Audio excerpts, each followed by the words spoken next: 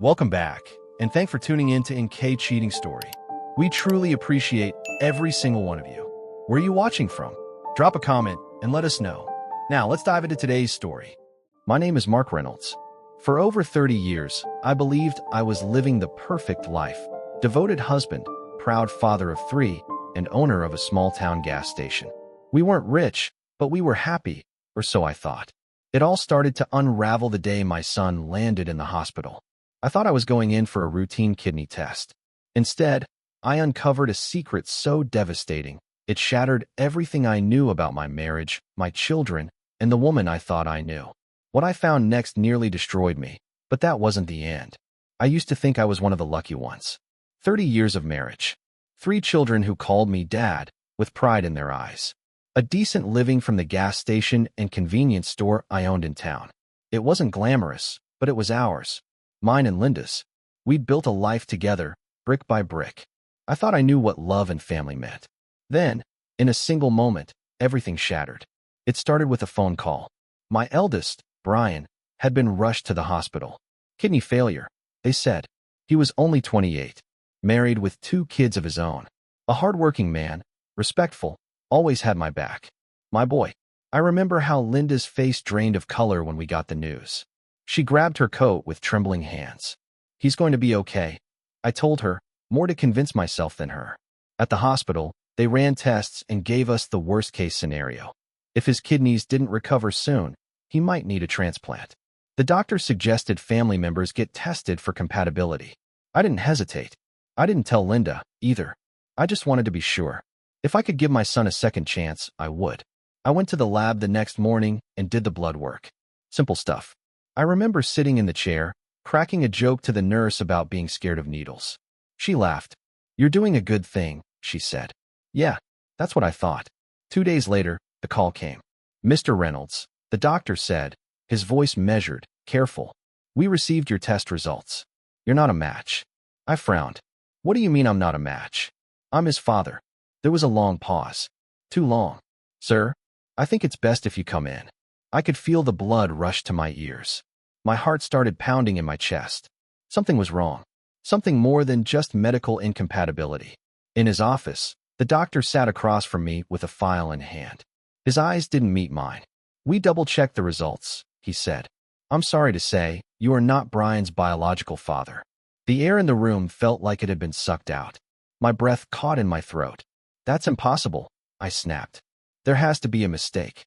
He's my son." "I understand this is difficult," he said gently. "We can retest," but the results were conclusive. I left the office in a daze. I didn't know how I got to the parking lot, or how long I sat there in my truck staring at the steering wheel. Everything I thought I knew, my marriage, my family, my life, it all felt like a lie. I couldn't even bring myself to look at Linda when I got home. She was in the kitchen, cooking dinner, humming some old tune like nothing had changed. I watched her from the doorway, wondering, how long have you been lying to me? But I said nothing. Not yet. I needed to be sure. If Brian wasn't mine, what about Jessica? What about Megan? The thought hit me like a punch to the gut. That night, I barely slept. I stared at the ceiling, listening to Linda breathe next to me, my mind spinning. The woman I'd trusted with my heart, my life, my future. Was she even the person I thought she was? The next morning, I told her I wanted the whole family to do genetic testing. Just for medical records, I lied. Could be useful down the line. Linda hesitated, her smile faltering. "Why?" she asked. "Is this about Brian?" I shrugged it off. "It's precautionary. You know how doctors are these days." She agreed. So did the girls. A few days later, the hospital confirmed what I already feared. Brian wasn't mine. I called the lab and told them I needed them to run the tests on Jessica and Megan, my daughters. My babies. My pride and joy. The technician on the phone paused. "Are you concerned, sir?" "Just do the damn tests," I said, trying not to let the crack in my voice betray me. That night, Linda noticed I was distant. "You've been acting strange," she said as we got ready for bed. "Is everything okay?" I nodded. Lied again. Just thinking about Brian. But the truth was, I wasn't sure who I was anymore. A husband? A father? Or just some fool who had spent 3 decades living someone else's dream? I didn't know where this path was leading, but I knew one thing for certain. The woman lying beside me wasn't the woman I married. And the family I thought I had, Might not be mine at all. 2 days after Brian was released from the hospital, with his kidneys stabilizing and no longer in immediate danger, I got the call from the lab. Jessica isn't your daughter. The words echoed in my ears long after the call ended. I sat in my office at the gas station, staring blankly at the paperwork in front of me. My hands trembled, but not from anger. Not yet. It was something worse, uncertainty. Pain. The kind that crawls under your skin and settles in your bones. Brian wasn't mine. And now Jessica wasn't either. Only Megan's test results remained. I tried to hold on to hope, but I knew what was coming. That evening, I couldn't fake it anymore. Linda was folding laundry in the living room, humming to herself like nothing was wrong. She looked up when I walked in, her eyes searching my face. "You okay?" she asked. "No," I said bluntly. "We need to talk." Her hands froze mid-fold. "What's going on, Mark?" "I had a DNA test done. For Brian. At the hospital." The color drained from her face in an instant. "Why would you do that?" "Because I wanted to see if I could donate my kidney to our son. The doctor told me I wasn't a match, because I'm not his father." Silence. The hum of the dryer in the next room was the only sound in the house. I took a step closer, voice low and shaking. "So, I had Jessica and Megan tested too." She sank into the couch, her eyes wide with panic. You tested all of them?" I nodded. "Jessica isn't mine either." She broke down then, sobbing into her hands. The sight of her crying didn't bring me any relief. Just more confusion, more fury. Through the sobs, she whispered, "Megan is yours." "I swear to God, Mark. She's yours." "Who, Linda?" I demanded. "Who's their father?" She didn't answer right away. She just cried harder. I waited. I needed to know. After 30 years of marriage, of trust, of raising children together, I deserved to know. "It was Gregory," she finally said. The name hit me like a freight train. Gregory was our best friend. My best friend. He and I had worked together at the station back in the day. He and his wife Mary were our closest couple friends. We'd gone on camping trips together, shared holidays, celebrated birthdays. He died 25 years ago in a car accident. I mourned him like a brother. "You had an affair with Gregory?" I asked, my voice barely above a whisper. Linda nodded, tears streaming down her face. "It started right after we got married.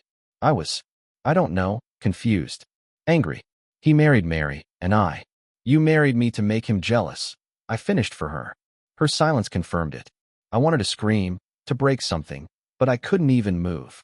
My legs felt like they were filled with lead. "You kept this from me for 30 years. "I was going to tell you," she whispered. "But then Gregory died. I thought, maybe we could move on. Pretend it never happened. You were such a good father, Mark. You loved them like they were yours. Because I thought they were mine." I exploded. "I built my life around them. Around you. And it was all a damn lie." She flinched, but didn't argue. I stood there for a long time, watching her cry, trying to find some piece of myself in the wreckage she'd left behind. There was nothing. "I want the whole truth," I said finally. "Now." Her hands trembled in her lap. "Gregory came over when you were working nights. It wasn't just once, Mark. It went on for a while. He stopped when I got pregnant with Brian. I told him the baby might be his, and he said he didn't care, that you could raise it. He never wanted to leave Mary." I stared at her, feeling sick. "And Jessica?" I asked. She hesitated. "It was complicated. He came by again. I told him not to, but he forced himself on me. I didn't fight him hard enough. Afterward, he said he hoped I got pregnant again. I didn't tell you because I didn't want to lose you." I took a step back. "You let me raise another man's children. His children. While pretending to love me." "I did love you," she cried. "I still do. Can't we leave the past behind us?" "No, Linda," I said coldly. "We can't. You buried the truth for decades. You let me live a lie." She reached for me, but I stepped away. "Where do we go from here?" she asked. "I don't know," I said honestly. "But we're not pretending anymore." I moved into the guest room that night, packed a small bag, and didn't say another word. She cried behind the closed door of our bedroom, but I didn't go to her. I lay awake, staring at the ceiling, haunted by a single question. If she had told me the truth back then, would I have stayed? The answer didn't matter anymore. The damage was done, and the woman I thought I knew was a stranger. 2 days. That's all it took for everything to come crashing down. 2 days after Linda confessed to her decades-long betrayal, she was gone. Not emotionally, physically, permanently. But I'll get to that. First, you need to understand what those 2 days were like. I barely spoke to her. We were like two ghosts passing in the same house, each haunted by a different version of our past. I stayed in the guest room, slept little, and stared at the ceiling even less. Memories, no, lies, played on a loop in my head. The family vacations, birthdays, Christmas mornings. All those I love yous from the kids. From her. And I couldn't stop asking myself, were any of them real? Linda tried to talk. Once. She knocked on the door late at night, her voice small. Mark, please. Can we talk? I didn't answer. She stood outside the door for a while. I heard her sob quietly, then walk away. The next morning, I told her I'd be seeing a lawyer. I didn't raise my voice. I didn't throw anything. I just told her, plain and simple, this marriage is over. She looked at me like I'd struck her across the face. You're going to divorce me? I can't live with a lie anymore, Linda. You didn't just cheat on me. You built our entire life on betrayal. But it was so long ago. Then why didn't you tell me when it happened? She had no answer. Just tears. I gathered my things that afternoon and moved most of them into the guest room. I had no plans to leave the house immediately. Not yet. The house was in my name, the station too. I told her we'd both stay put until the divorce was finalized, unless she had another secret lover she wanted to run off with. That earned me a bitter glare, but she said nothing. That evening, I got a call from the station, something about a shipment error, and left to handle it. I was gone for a few hours. When I got back, the house was dark. Linda's car wasn't in the driveway. I didn't think much of it at the time. Maybe she went to the store. Maybe she just needed air. I wasn't in the mood to care. But the next call I got changed everything. It was from the sheriff's department. Linda had been in a car accident. High speed, single vehicle. Lost control on a sharp curve and slammed into a tree.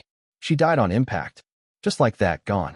I stood there, frozen, the phone pressed to my ear as the deputy explained the details. No signs of foul play. No drugs, no alcohol. Just speed. They'd do an autopsy to be sure.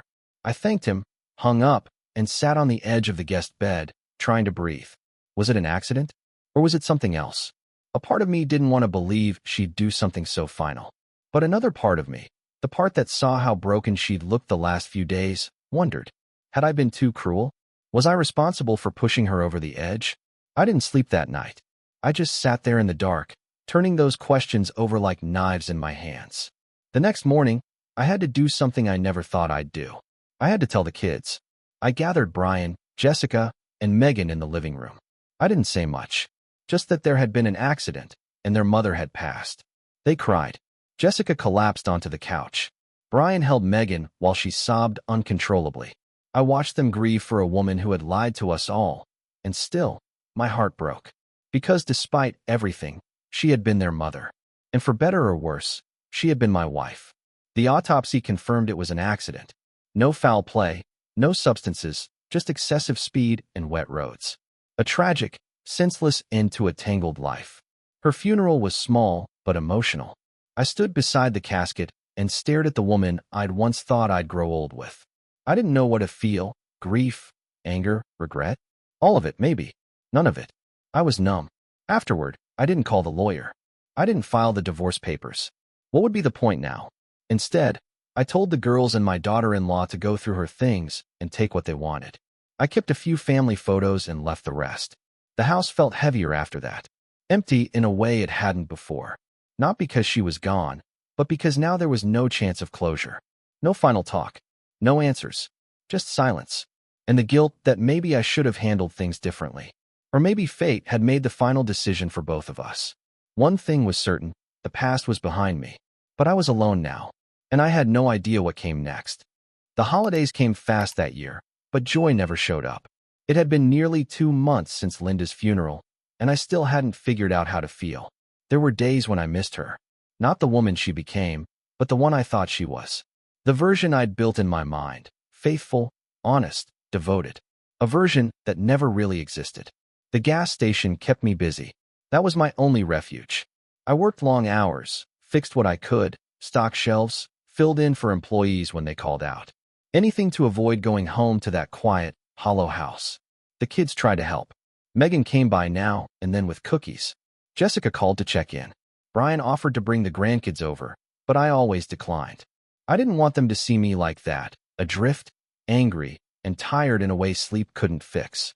One evening, I sat in my worn recliner, TV on, half listening to some charity commercial. It was one of those ads asking for $24 a month to help kids in a third world country. The images of starving children, sad music playing in the background, it should have moved me. Once it might have, but all I could think was, where does that money actually go? I turned the TV off. The silence was worse. The next morning, I visited the local church. I wasn't much of a churchgoer, not since I was a boy, but Pastor Jim knew me from around town. I asked if they had any holiday programs to help struggling families. Yes, Mark, we do, he said, surprised but warm. Thinking of donating? I'd like to do more than that, I said. I want to help a family directly. Name, number, whatever you've got. Someone local, someone real. He studied me for a moment, then nodded slowly.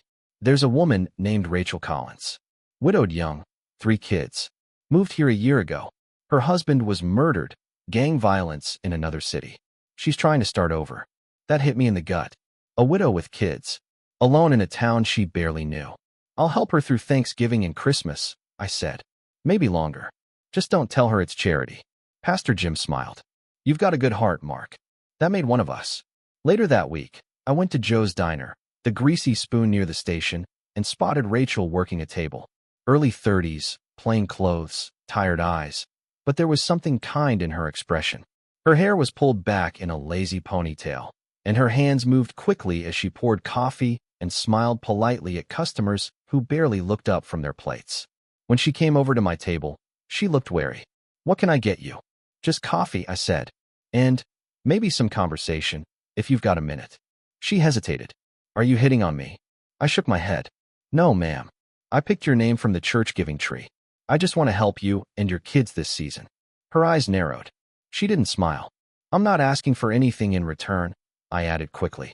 I'm a widower, just trying to do something decent for someone who deserves it. Rachel glanced at the owner, Joe, who gave her a nod from behind the counter. She sighed and poured my coffee. My kids are listed at church, she said slowly. But I wasn't expecting anyone to show up in person. I figured it's better this way, face to face. So you know I'm not some scam artist. She gave a soft, skeptical laugh. You don't look like one. Just why us? Because I've got more time than I know what to do with. And because I've lost more than I ever thought I would. Rachel sat down across from me. I'm sorry, she said. For whatever happened. We talked for a few minutes. Nothing deep, just her hours at the diner, her kids' names, ages, favorite foods. Their TV was broken, and their clothes mostly came from second-hand stores. She didn't complain, just stated the facts like she'd accepted them. I offered to bring dinner to her place the following evening. Pizza. Pepperoni okay? Rachel smiled faintly. Better bring 2. My oldest could eat half a pie by himself. The next night, I pulled up to her apartment complex. It was in a rough part of town, cracked sidewalks, rusty bikes chained to stair rails, paint peeling from every window frame. Her 8-year-old son opened the door. Are you the pizza guy? Something like that, I said with a grin. Inside, the place was clean but sparse. Old couch, cheap TV with bad reception, a few toys stacked neatly in a bin. Her 2 other kids, 6 and 4, came running out, yelling pizza, pizza, like it was Christmas morning. That night, we all sat down and ate together. I listened to the kids talk about school, cartoons, and the playground they never got to visit. Rachel kept apologizing for the mess. I kept telling her it was fine. After dinner, I helped clean up. The kids hugged me like I was Santa Claus. Rachel stood in the doorway, arms crossed, a flicker of gratitude in her eyes. Thank you, she said quietly. No one's ever done anything like this for us. I nodded. You're welcome. Let's do it again sometime. Driving home that night, I realized something I hadn't felt in months, maybe years. Purpose. And maybe, just maybe, a second chance at something good. The weeks following that first dinner with Rachel and her kids blurred into a routine I hadn't realized I was craving. Every Friday evening, I'd show up at their modest apartment with takeout, sometimes pizza, other times Chinese or burgers. The kids would greet me with excited shouts, and Rachel would offer a tired but genuine smile that seemed to ease the weight I'd been carrying. One chilly evening in mid-December, as I was leaving, Rachel walked me to the door, her arms crossed against the cold seeping through the hallway windows. Mark, she began hesitantly, I can't thank you enough for everything you've done. But I need to ask why? Why us? I met her gaze, seeing the mixture of gratitude and uncertainty. Because I can, I replied simply. And because I want to. She nodded slowly, accepting the answer but still searching my face for something more. It's just, people don't usually do this kind of thing without expecting something in return. I sighed, running a hand through my graying hair. Rachel, I know what it's like to feel alone, to have your world turned upside down. If someone had reached out to me during my darkest days, maybe things would have been different.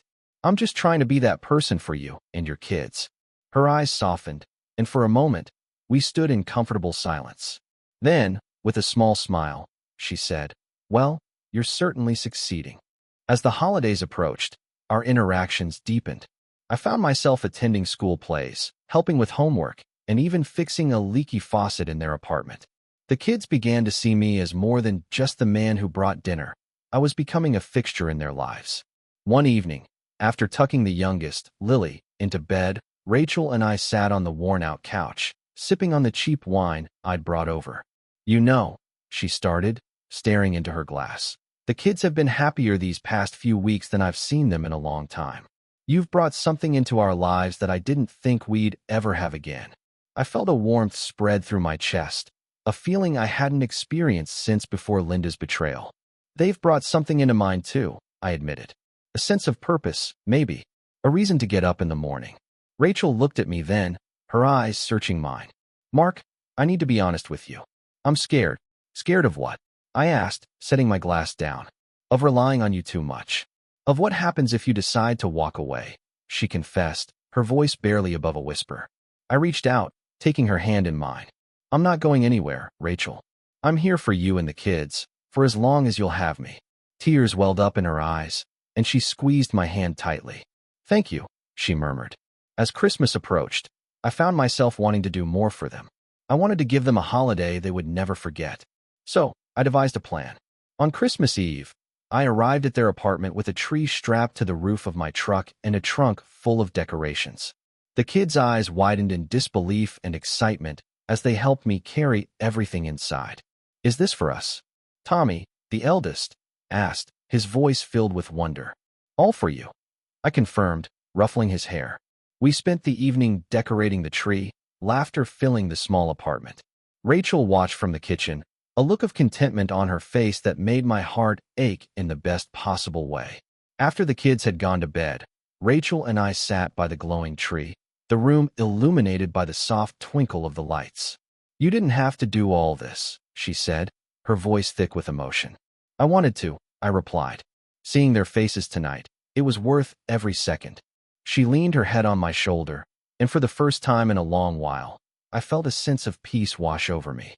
That night, as I lay in bed, I realized that the hole Linda had left in my heart was beginning to heal. Rachel and her children had unknowingly stitched the frayed edges back together, weaving themselves into the fabric of my life. But with this newfound happiness came an undercurrent of fear. Was I ready to open my heart again, to risk the pain that could come with it? I didn't have the answers, but as I drifted off to sleep, I knew one thing for certain. I wasn't alone anymore. And for now, that was enough. The new year arrived with a quiet whisper, the kind that sneaks in unnoticed when you're lost in thought. My routine with Rachel and her children had become the highlight of my weeks, filling the void Linda's betrayal and passing had left. Their laughter echoed in the once empty chambers of my heart, and for the first time in a long while, I felt a semblance of peace. One evening, as I was helping Tommy with his math homework at their modest kitchen table, Rachel stood by the sink, drying dishes. The soft hum of a jazz tune played from an old radio on the counter, creating a serene backdrop to our domestic scene. "Mark," Rachel began, her voice hesitant, "I've been meaning to ask you something." I looked up from the workbook, noting the crease of concern on her forehead. "Sure, what's on your mind?" She set the dish towel down and turned to face me fully. "Why haven't you ever talked about your wife? About what happened to her?" The question hit me like a cold gust of wind. I hadn't realized how little I'd shared about my past with Rachel. The memories of Linda were a tangled mess of love, betrayal, and guilt. A Pandora's box I wasn't sure I wanted to open. I sighed, setting the pencil down. "It's complicated," I admitted. Rachel pulled out a chair and sat across from me, her eyes gentle but probing. I understand complicated. But if we're going to be part of each other's lives, I think it's important we share our pasts. I nodded slowly, gathering my thoughts. Linda and I were married for 30 years. We raised 3 children together, or so I thought. Rachel's brow furrowed. What do you mean? I swallowed hard, the old wound aching anew. When our eldest, Brian, fell ill and needed a kidney transplant, I got tested to see if I was a match. That's when I found out I wasn't his biological father. Further tests revealed that none of our children were mine. Rachel's eyes widened, a mixture of shock and sympathy. Mark, I'm so sorry. I can't imagine how that must have felt. I gave a bitter chuckle. It felt like my entire life was a lie. Linda admitted to having affairs, the most significant with my best friend, Gregory. He died years ago, and she kept the truth hidden until it all unraveled. Rachel reached across the table, placing her hand over mine. And Linda? What happened to her? I hesitated, the memory of that fateful night flashing before my eyes. After I confronted her and filed for divorce, she was in a car accident. She didn't survive. A heavy silence settled between us. Rachel's grip on my hand tightened. That's a lot to bear, Mark. No wonder you've been so guarded. I looked into her eyes, finding solace in their warmth. Meeting you and the kids has been the light in all this darkness. You've given me a reason to move forward. She smiled softly. And you've given us hope when we needed it most. As the weeks passed, our bond deepened. I became more involved in the children's lives, attending school events, and sharing in their daily triumphs and challenges. Rachel and I spent hours talking, our conversations ranging from light-hearted banter to the scars of our pasts. One afternoon, while Rachel was at work, I took the kids to the park. As they played, I sat on a bench, watching them with a sense of contentment I hadn't felt in years. But that peace was shattered when a familiar voice called out my name. Mark Reynolds. I turned to see a woman approaching, Mary, Gregory's widow. Her expression was a mix of surprise and something else, something darker. Mary, I greeted cautiously, standing up. It's been a long time. She nodded, her eyes narrowing as they flicked to the children. I heard about Linda. I'm sorry for your loss. Thank you, I replied, unsure of where this conversation was heading. Mary crossed her arms, her gaze piercing. I also heard you've been spending a lot of time with a new woman and her kids. I felt a knot tighten in my stomach. Rachel and her children have become important to me. They're good people. She stepped closer, lowering her voice. Just be careful, Mark. Jumping into something new without fully healing from the past can lead to more pain. I met her gaze, a mix of defensiveness and understanding bubbling within me. I appreciate your concern, Mary, but I'm making my own choices. She sighed, a hint of sadness in her eyes. I just don't want to see you hurt again. As she walked away, I couldn't shake the unease her words stirred within me. Was I moving too fast? Was I truly ready to open my heart again? Or was I merely seeking solace in the first semblance of normalcy? The days following my encounter with Mary were filled with introspection. Her words echoed in my mind, intertwining with my own doubts and fears. Was I truly ready to embrace this new chapter with Rachel and her children, or was I merely seeking solace to mask the wounds of my past? One evening, as the sun dipped below the horizon, casting a warm amber glow through the windows, I found myself seated across from Rachel at her modest kitchen table. The children were nestled in their rooms, their laughter and chatter replaced by the soft hum of the refrigerator and the distant sounds of the neighborhood settling in for the night. Rachel sensed my unease, her eyes narrowing with concern. Mark, you've been distant lately. Is something bothering you? I hesitated, the weight of my thoughts pressing heavily on my chest. Taking a deep breath, I decided to share my encounter with Mary. I ran into someone from my past the other day. Mary, the widow of my former best friend. Rachel's brow furrowed. What did she say? She expressed concern about our relationship, suggesting that I might be moving too fast without fully healing from my past. I admitted, my voice tinged with uncertainty. Rachel reached across the table, her hand gently covering mine. Mark, only you can determine what's right for you. But I need to know, do you feel ready for this? For us? I looked into her eyes, searching for clarity amidst the turmoil within me. I want to be ready, Rachel, but I can't ignore the shadows of my past that still linger. She nodded, her expression understanding yet resolute. Then let's face those shadows together. I don't expect you to have all the answers, but I do need honesty and openness. Her unwavering support ignited a spark within me, a glimmer of hope that perhaps, with time, the wounds could heal. Determined to confront my past, I decided to visit Linda's grave the following day, a place I had avoided since her funeral. The cemetery was quiet, the air thick with the scent of earth and blooming flowers. As I approached Linda's headstone, memories flooded my mind.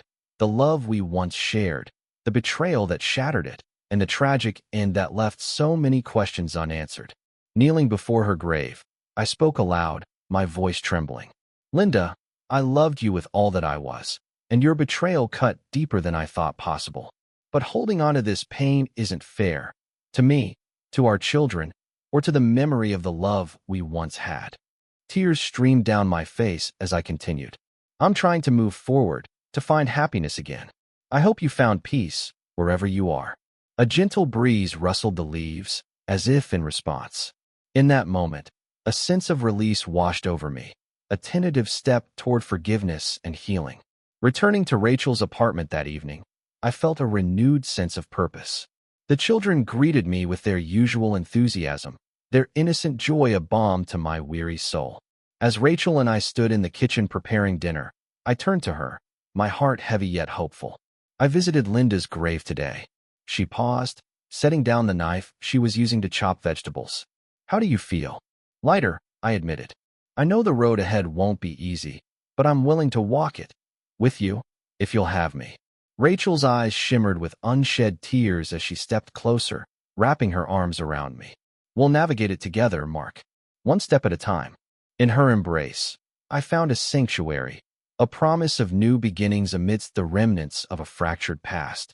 The journey toward healing was far from over, but with Rachel and her children by my side, I felt a renewed strength to face whatever lay ahead. Months passed, and the once tentative bond between Rachel, her children, and me solidified into something resembling a family. Friday dinners became a cherished tradition, filled with laughter, stories, and the comforting hum of togetherness. The shadows of my past, while still present, had begun to recede, replaced by the warm light of this newfound connection. One crisp autumn afternoon, as leaves painted the ground in hues of amber and gold, I took Rachel and the kids to a local fair. The air was alive with the scent of caramel apples and the distant melodies of a carousel. The children darted from one game to another, their faces alight with joy. As Rachel and I strolled hand in hand, she glanced at me, her eyes reflecting a mix of happiness and contemplation. Mark, there's something I've been meaning to discuss with you. I felt a slight tightening in my chest, a remnant of past anxieties. What is it? She took a deep breath, her gaze steady.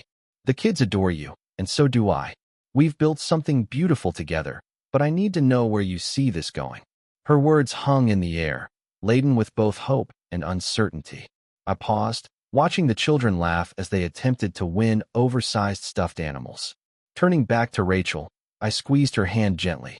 I see a future with all of you. A future where we continue to create memories like this, together. Relief washed over her features, and she leaned in to kiss me softly.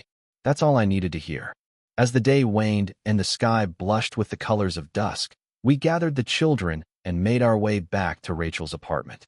The evening was filled with the usual routines: homework, bedtime stories, and whispered goodnights. Later, as Rachel and I sat on the couch, a comfortable silence enveloping us, my phone buzzed. Glancing at the screen, I saw a message from an unknown number. We need to talk. It's about Linda. A cold shiver ran down my spine. Linda had been gone for over a year, and any unfinished business had long been settled, or so I thought. Rachel noticed my sudden tension. Everything okay? I hesitated, then nodded. Yeah, just an unexpected message. I'll handle it. That night, sleep eluded me. Memories of Linda's betrayal and the subsequent turmoil resurfaced, mingling with the fear that this message might dredge up old wounds. Determined to confront whatever lay ahead, I replied, arranging to meet the sender the following day.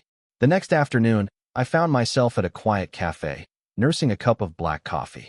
A tall man with graying hair approached my table, his expression unreadable. Mark Reynolds. I nodded, motioning for him to sit. You mentioned Linda. What is this about?